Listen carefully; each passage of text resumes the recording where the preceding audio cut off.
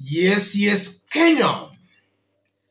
Tamu sana, yes. More church leaders are coming out to speak sense to William Ruto's government.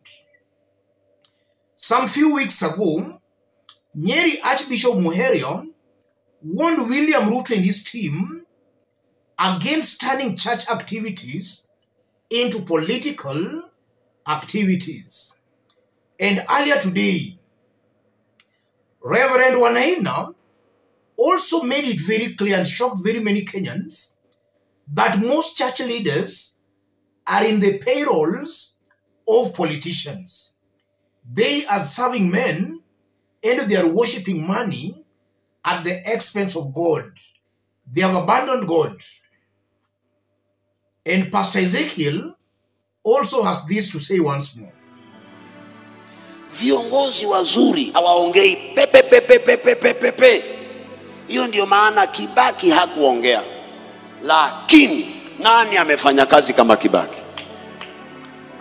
Hata Kibaki ukiongea anakuambia domo. Acha kupiga domo. Wewe fanya kazi, acha kuwa bure wewe. Ongea wewe. Ambia huyu alete gari yangu, huyo hana akili. Lakini ukisikia politician hakuna maendeleo, mtamaliza na hiyo. Every administrator is always quiet.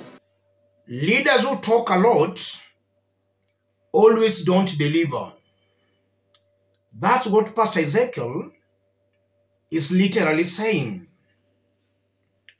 In this video, as usual, I want us to dig deep into this story to understand the message Pastor Ezekiel is trying to pass out.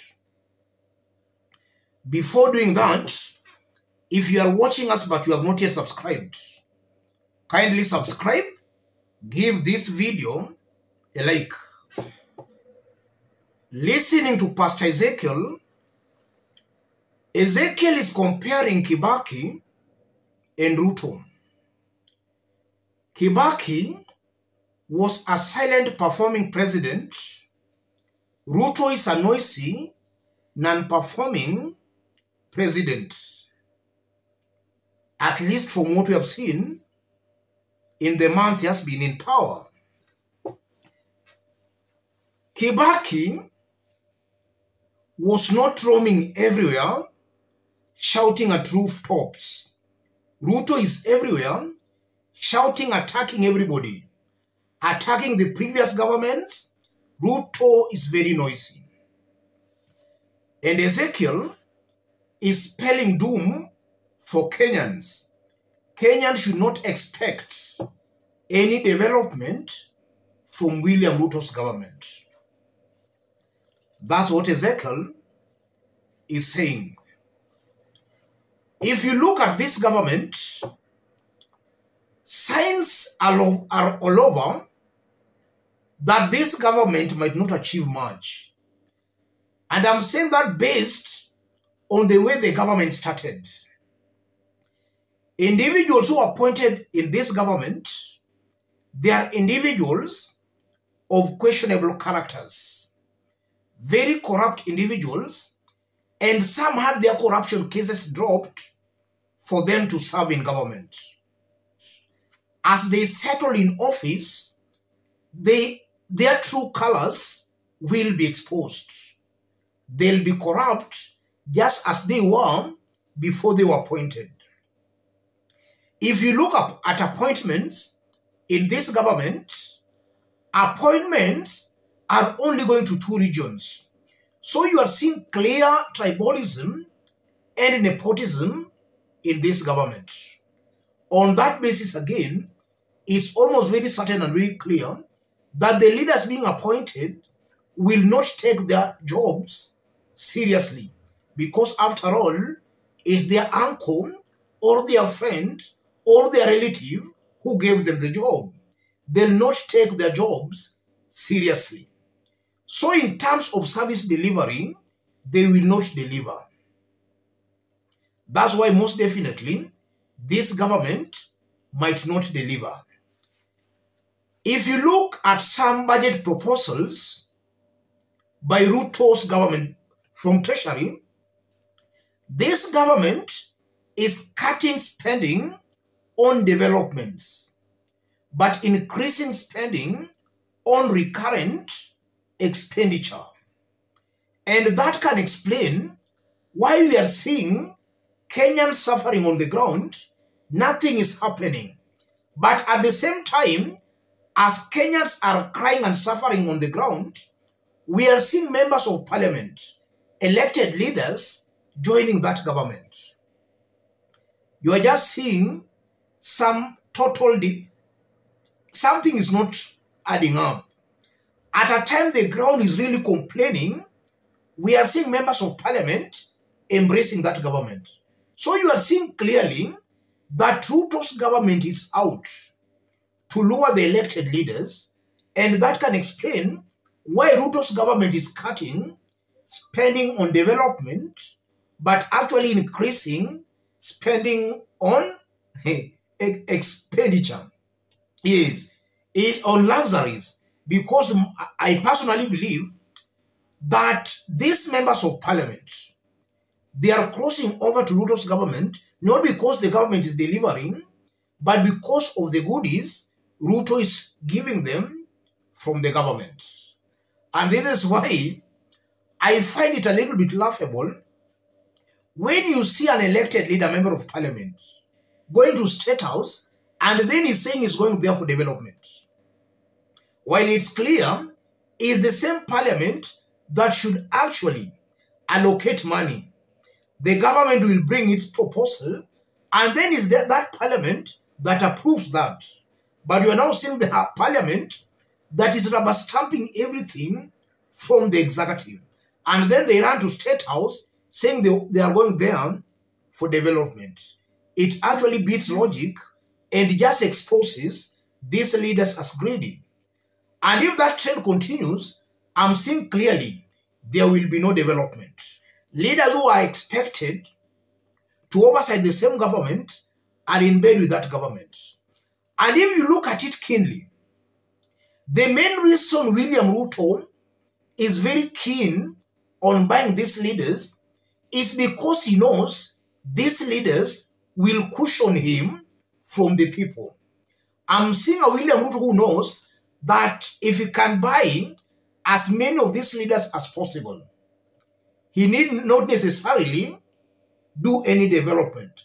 The same leaders will be spreading propaganda on the ground that the government is delivering. I'm seeing that as a strategy.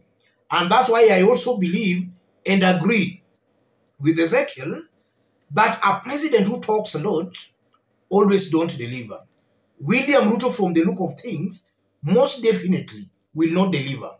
And I'm saying will not deliver because for the time he has been the president, he is just playing PR games.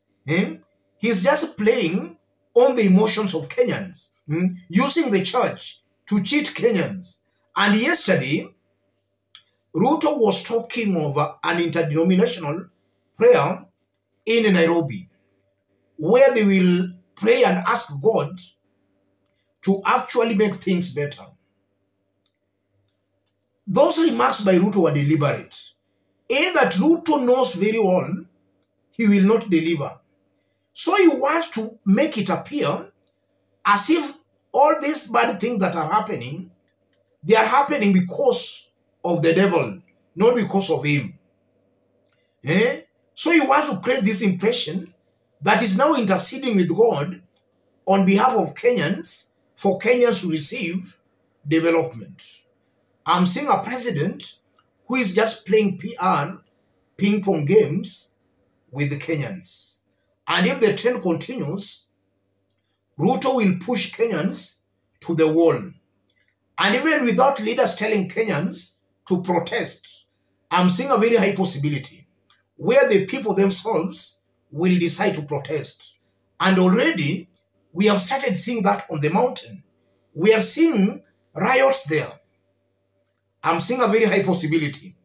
If it continues this way, Kenyans themselves will take to the streets because it's very clear. This is a government that is not going to deliver. And if you look at it again, Ruto already knows he is not going to deliver. So his main intention is just to keep on promising Kenyans to buy time. That give us 6 months, give us 4 months, because he knows after 1 or 2 days, Kenyans shall have forgotten about the promises he talked about. So I'm seeing a government that will not deliver, a government playing PR games with Kenyans. Yes. So any Kenyan expecting any development from this government, that's a Kenyan who is dreaming.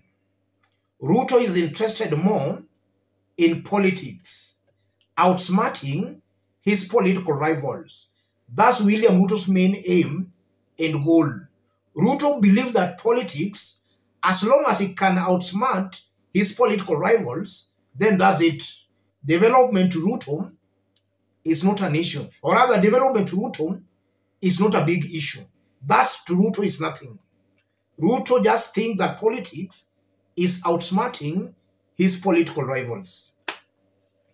Let me stop it there. If you are watching us but you have not yet subscribed, kindly subscribe, give this video a like.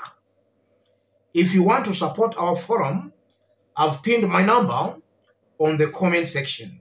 Contact me through the number or feel free to channel your support to the number. Let's meet in our next analysis.